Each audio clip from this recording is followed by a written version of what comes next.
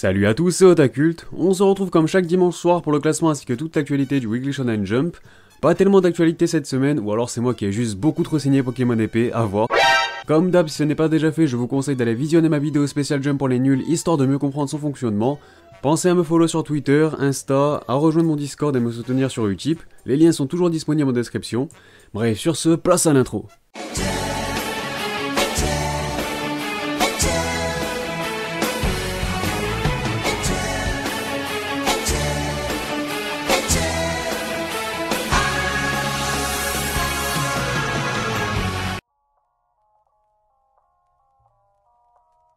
On commence avec la partie hors classement.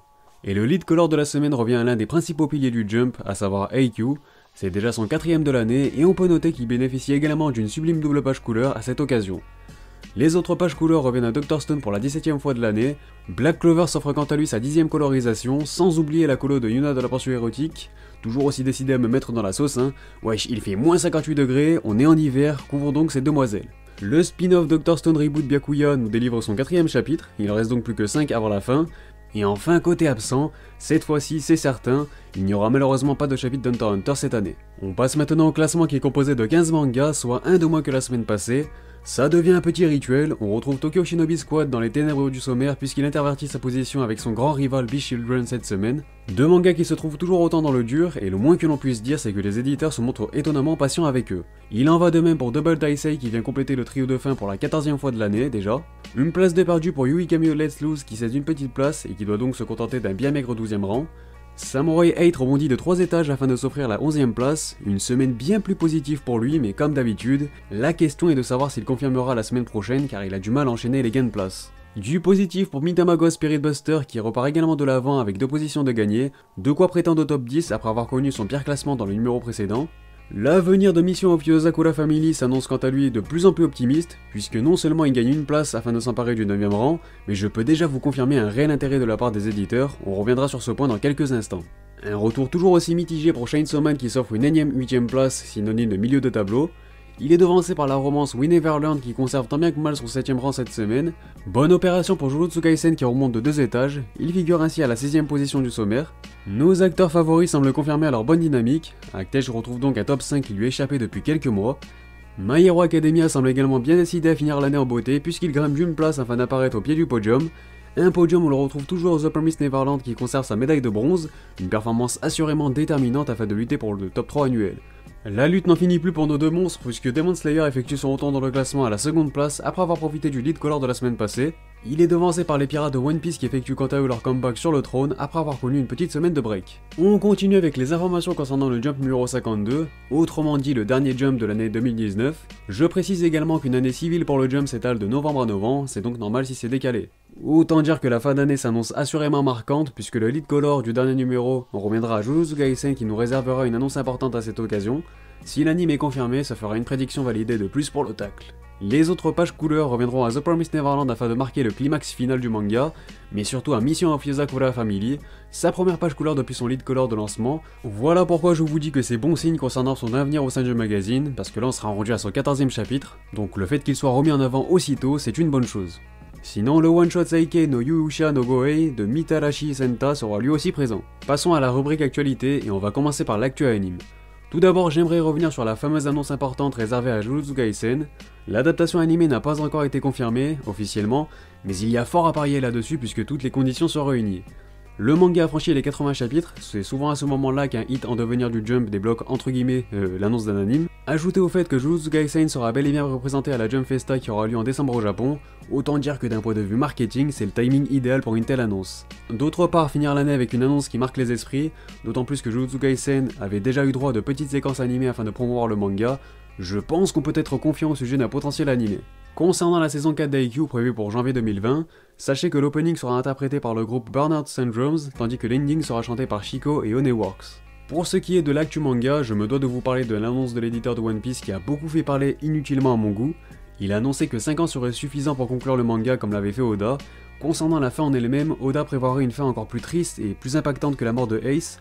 Voilà donc les deux gros points à retenir, ou pas, car il faut rester lucide. 200 chapitres ne suffiront pas à conclure One Piece convenablement, et pour moi c'est juste de la com, rien de plus, voilà pourquoi je m'étalerai pas plus sur ce sujet.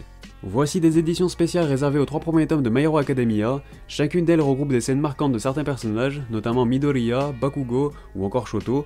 Je doute que cela voit le jour en France, mais sait-on jamais vu le succès de la série, ça reste un bonus assez classe je trouve. Passons à l'actu gaming avec de nouveaux visuels pour le jeu My Hero Academia One Justice 2, histoire de rester dans le thème. Et enfin on conclut cette dose d'actualité avec de nouvelles figurines, mais pas que du One Piece cette semaine pour une fois. Je vous partage donc 4 super figurines de My Hero Academia aux couleurs de Izuku Midoriya, Katsuki Bakugo, Todoroki Shoto et All Might signé Banpresto dans la collection World Figure Colosseum. Et dans la même gamme dédiée à One Piece cette fois-ci, je vous partage simplement le visuel de Luffy Gear 4, puisque les autres images n'étaient pas de très bonne qualité. Vous pouvez malgré tout noter qu'une figurine de Ace est prévue, ainsi qu'une de Luffy et Zoro made in Wano Kuni. Je vous montrerai les visuels dès que je les aurai en bonne qualité. Pour conclure cette vidéo, je vous propose comme toujours le top Oricon avec les ventes de la semaine du 4 au 10 novembre 2019 au Japon. Une semaine toujours aussi stupéfiante concernant Demon Slayer et je sens qu'on va encore en perdre plus d'un, donc prenez le temps de boire un succulent verre d'eau minérale.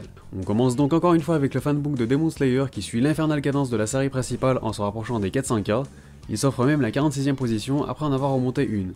6ème semaine de vente pour le 94e volume de One Piece qui chute encore de 16 étages et qui doit donc se contenter de la 33e place, pas loin de 30 000 exemplaires ajoutés à son compteur qui se rapproche toujours aussi lentement de la barre des 2 millions. Le 14e volume de We Neverland se maintient à la 26e place après avoir liquidé environ 40 000 exemplaires, ce qui nous fait un total de 75 000 volumes vendus, plus de 80k si on ajoute les volumes de son édition limitée. 11 places de perdu pour le 13e tome de Dr Stone qui paye un peu le succès infatigable de Kimetsu no Yaiba, j'ai envie de dire. On peut malgré tout souligner sa bonne performance puisqu'il bat encore ses propres records en avoisinant les 100 000 exemplaires en 2 semaines de vente. Je vous laisse comme d'habitude en compagnie des 17 tomes de Demon Slayer, encore une fois présents dans le top cette semaine. 2 choses à retenir, la diffusion de l'anime est terminée depuis plus d'un mois maintenant, mais il bat encore ses records de vente. Inépuisable, infatigable, j'ai plus de mots.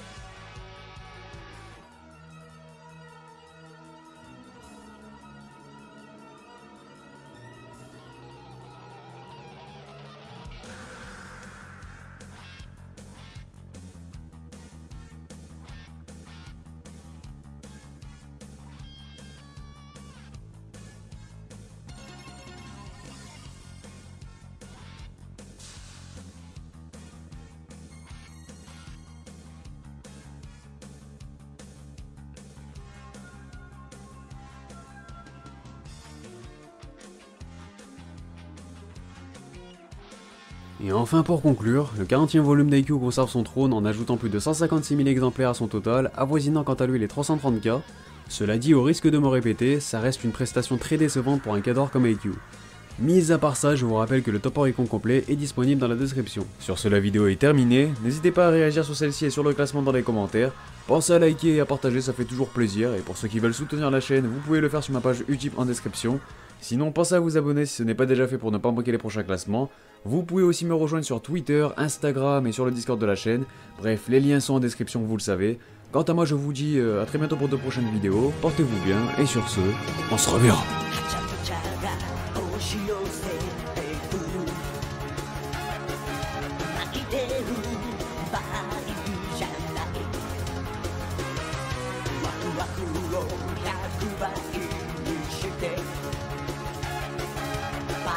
No,